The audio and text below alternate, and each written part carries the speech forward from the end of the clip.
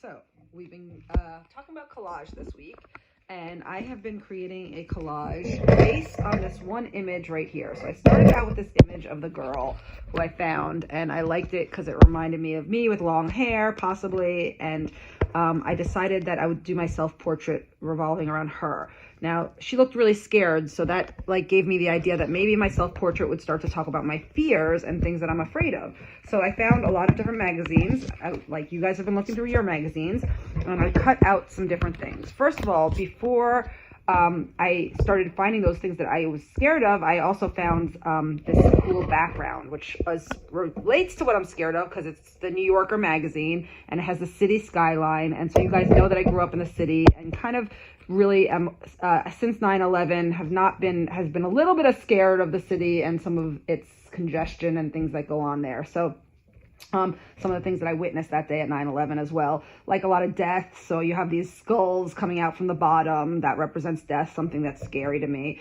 Spiders are something I've always been scared of, but also other things like angels that also represent death in a bit of more peaceful way, and butterflies as well that I'm going to be putting on here. I've kept all these pieces really loose right now. I've cut them out, but I'm keeping them loose because I'm still playing around with my composition. Now, you guys remember, the composition is how we're going to arrange these things on the page.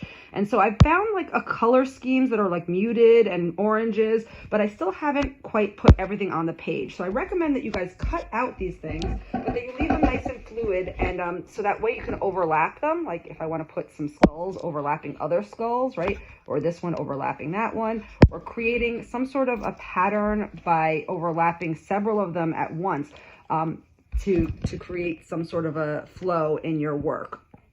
You can also add words. I have not added words to this yet, but you can add words.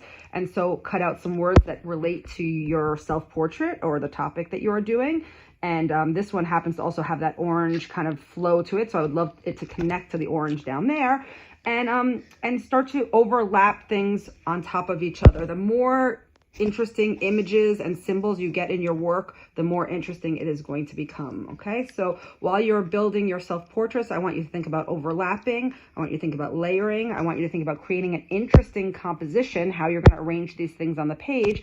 And most importantly, I want you to be telling a story about yourself, some sort of self-portrait, whether it's about a memory you have, something you've done in your past, a fantasy story, or anything that you can do to represent yourself in these works, or just a straight self-portrait, making your face using different parts of different magazines that you cut out.